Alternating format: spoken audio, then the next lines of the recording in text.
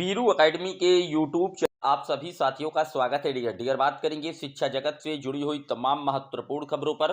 सबसे पहले बात करेंगे 1 लाख पदों पर रेलवे में भर्ती की मांग की जा रही है। साथ ही बात करेंगे 8,000 पदों पर लेखपाल की भर्ती का आदेश जारी किया गया है। बेसिक शिक्षा विभाग में बड़े बदलाव की तैयारी की जा रही है। प्राथमिक शिक्षक भर्ती के रास्ते को लेकर के भी जो प्रयास है लगातार किया जा रहा है। आयोग पर गाज गिरने की तैयारी है। पीसीएस जे के एग्जाम को गड़बड़ी को लेकर के 68,500 शिक्षक भर्ती एनआरसी के मामले से जुड़ी बड़ी अपडेट पर भी चर्चा करेंगे। अन्य शिक्षा जगत से जुड़ी हुई महत्वपूर्ण बिंदुओं पर भी बात करेंगे। लेकिन जितने लोग चैनल पर पहली बार विजिट कर रहे हैं सब्सक्राइब करके बेल आइकन प्रेस कर लीजिए। डियर आपकी स्क्रीन पर पहली अपडेट आप देख सकते हैं। एक्स पर छाया रेलवे ग्रुप डी में 1 लाख पदों को भरने का मुद्दा। पीएम व रेल मंत्री को टैग कर छात्रों को वाजिब मांगों को हल करने की अपील। एक्स प्लेटफॉर्म पर युवाओं ने देशव्यापी मुहिम चलाई। रेलवे ग्रुप डी में 6 साल के अंतराल में महज 32,000 पदों पर विज्ञापन के मुद्दे से युवाओं में गहरी नाराजगी है। पदों को बढ़ा करके न्यूनतम 1 लाख करने को लेकर के मंगलवार को ट्विटर पर एक्स प्लेटफॉर्म पर युवाओं ने देशव्यापी मुहिम चलाई। यह मुद्दा एक्स प्लेटफॉर्म पर शीर्ष में ट्रेंड करता रहा। गौरतलब है कि 2 दशक में रेलवे इंफ्रास्ट्रक्चर में बढ़ोतरी हुई है, जिससे लाखों नए पदों का जो सृजन है की जरूरत है, जबकि सृजित पदों को इधर तेजी से खत्म किया जा रहा है, जिसमें सेफ्टी जैसे महत्वपूर्ण पद भी शामिल हैं। विशेषज्ञों का मत है कि रेलवे में फिलहाल 3 लाख से अधिक नियमित पदों को भरने की आवश्यकता है। रेलवे में बढ़ती दुर्घटनाओं की एक प्रमुख वजह कार्मिकों की संख्या में भारी कमी को माना जा रहा है। डियर आप जानते हैं कि कहीं ना कहीं सरकार निश्चित तौर पर, चाहे केंद्र की सरकार हो या राज्य की सरकार हो, रोजगार के मुद्दे पर फिलहाल विफल होती दिख रही है। लेकिन जहां पर रेलवे इतना बड़ा विभाग है कि सबसे ज़्यादा जो जॉब है इसी विभाग सेक्टर में मिलती है, लेकिन ग्रुप डी के लिए 6 साल में महज 32,000 भर्ती की गई काफ़ी सोचनीय विषय है, क्योंकि प्रतिवर्ष रिटायरमेंट यहाँ पर भी हो रहे हैं, आप जानते ही हैं, और दुर्घटनाएं आए दिन हो रही हैं। उसका कहीं ना कहीं जो मेन रीजन है विशेषज्ञों द्वारा बताया जा रहा है कर्मचारियों की भारी कमी। फिलहाल अभ्यर्थियों ने ट्विटर पर इस मामले को ट्रेंड किया है। जो हमारे रेल मंत्री हैं और प्रधानमंत्री हैं, दोनों को इन्होंने टैग करके मामले को हाईलाइट किया है, जो कि ट्रेंड पर भी रहा। देखने वाली बात ये होगी कि आखिरकार इस पर हमारे रेल मंत्री और साथ ही साथ देश के आदरणीय प्रधानमंत्री श्री मोदी जी क्या कुछ संवेदनाएं हैं या जो कुछ तलाश है भर्ती को लेकर के, क्या इस पर अपना कोई स्टेटमेंट देते हैं, या फिर कहीं ना कहीं अभ्यर्थी इसी तरीके से केवल और केवल ट्विटर पर ट्रेंड ही कराते रह जाएंगे। बात कर लेते हैं अगली अपडेट की। अगली अपडेट उत्तर प्रदेश से जुड़ी है, जहां पर लेखपाल के 8,000 पदों पर जल्द होगी भर्ती। लेखपाल के लगभग 8,000 रिक्त पदों को भरने की प्रक्रिया जल्द पूरी होगी। राजस्व परिषद ने इन पदों को भरने के लिए उत्तर प्रदेश अधीनस्थ सेवा चयन आयोग को भर्ती प्रस्ताव भेज दिया है। इसमें सभी मंडल और जिले के रिक्त पदों को शामिल किया गया है। तो लेखपाल के लिए बड़ी खुशखबरी है। अगर आप पीईटी का एग्जाम क्वालिफाइड किए हैं पेट का, तो निश्चित तौर पर आप इसके लिए एलिजिबल होंगे, और लगभग 8,000 पदों पर जो भर्ती है वो जल्द से जल्द हो, जो अधियाचन है भेज दिया गया है, और सभी मंडलों के जो रिक्त पद हैं उनको शामिल किया गया है। बहुत जल्द आपको यथाशीघ्र एक वैकेंसी देखने को मिल जाएगी। डियर बात कर लेते हैं अगली अपडेट की। अगली अपडेट पीसीएस जे भर्ती मामला। लोक सेवा आयोग के 14 कर्मचारियों पर गिर सकती है गाज।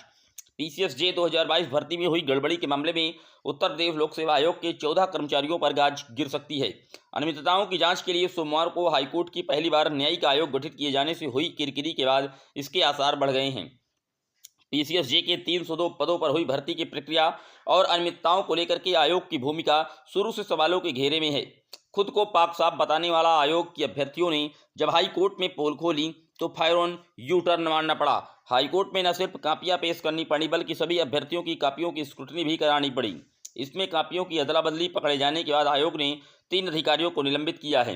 एक के खिलाफ कार्रवाई के लिए शासन को लिखा गया है। अब पूरे प्रकरण से जुड़े अन्य कर्मचारियों पर भी सख्त कार्रवाई की तैयारी है। पीसीएसजी में कापी का अदला बदली का मैटर है, जिसको लेकर के अभ्यर्थी लगातार कहीं ना कहीं इसका जो खिलाफत है करते आ रहे हैं। मामला कोर्ट पहुंचा और कहीं ना कहीं लोक सेवा आयोग के 14 कर्मचारियों पर गाज गिरने की संभावनाएं बढ़ गई हैं। डियर आप जानते हैं कि कहीं ना कहीं इस तरीके से जो पढ़ने वाला छात्र है उसका हनन होता है। कतई अगर ऐसा घिनौना अपराध आयोग में बैठे कर्मचारी कर रहे हैं तो ये एक निंदनीय कार्य है। बात कर लेते हैं अगली अपडेट की। अगली अपडेट आप देख सकते हैं, नियुक्ति करना उत्तर प्रदेश माध्यमिक शिक्षा सेवा चयन बोर्ड का काम। इलाहाबाद हाई कोर्ट में माध्यमिक शिक्षा निदेशक ने व्यक्तिगत हलफनामा दाखिल कर दिया है। उन्होंने कहा है कि चयनित उम्मीदवारों की नियुक्ति की कार्रवाई शुरू करना उत्तर प्रदेश माध्यमिक शिक्षा सेवा चयन बोर्ड प्रयागराज का काम है, इसमें उनकी कोई भूमिका नहीं है। याची अधिवक्ता को 2 जवाब दाखिल करने के लिए 2 सप्ताह का समय दिया गया था। यह मामला जुड़ा है टीजीटी 2013 के में जो 19 में जो 1167 चयनित उम्मीदवारों का अवशेष पैनल जारी किया गया था, उसमें 860 को नियुक्ति दे दी गई, जबकि 307 उम्मीदवार वंचित रह गए थे। इन्हीं को लेकर के मामला जुड़ा था और इलाहाबाद हाई कोर्ट में साफ तौर पर कह दिया कि उत्तर प्रदेश माध्यमिक शिक्षा सेवा चयन बोर्ड का काम है इनको नियुक्ति पत्र देना। बात कर लेते हैं अगली अपडेट की। अगली अपडेट, प्रबंधन नहीं आयोग के पास हो प्रधानाचार्यों और शिक्षकों की भर्ती व कार्रवाई का आधार।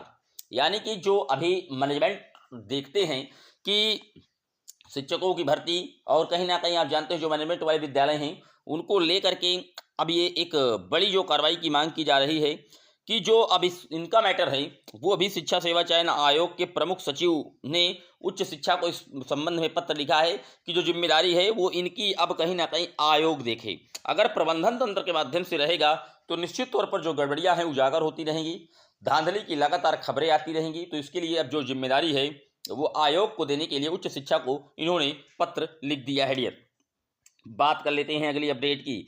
अगली अपडेट, बेसिक शिक्षा में सुधार के लिए अल्टीमेटम दिया गया है।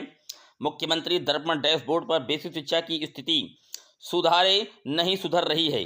तमाम प्रयासों के बाद भी 8 में से 6 मानकों पर विभाग लगातार फिसड्डी बना हुआ है।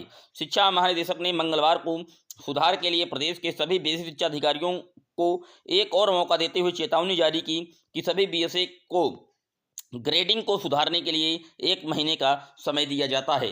8 में से 6 जगह पर बेसिक विभाग फिसड्डी है। इसको लेकर के जो महानिदेशक हैं स्कूली शिक्षा कंचन वर्मा ने सभी बीएसए को लिखित अल्टीमेटम जारी कर दिया है। डियर, बात कर लेते हैं अगली अपडेट की। अगली अपडेट आप देख सकते हैं, एमआरसी शिक्षकों की वरिष्ठता निर्धारण प्रथम नियुक्ति तिथि से करने का आदेश जारी।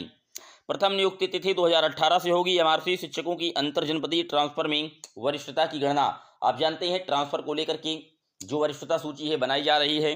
मामला जुड़ा है 68,500 शिक्षक भर्ती में, जहां पर एमआरसी को लेकर के शिक्षकों को पूर्ण रूप से सभी प्रक्रिया के लिए वरिष्ठता प्रथम नियुक्ति से ही देने का अनुपालन हो गया है।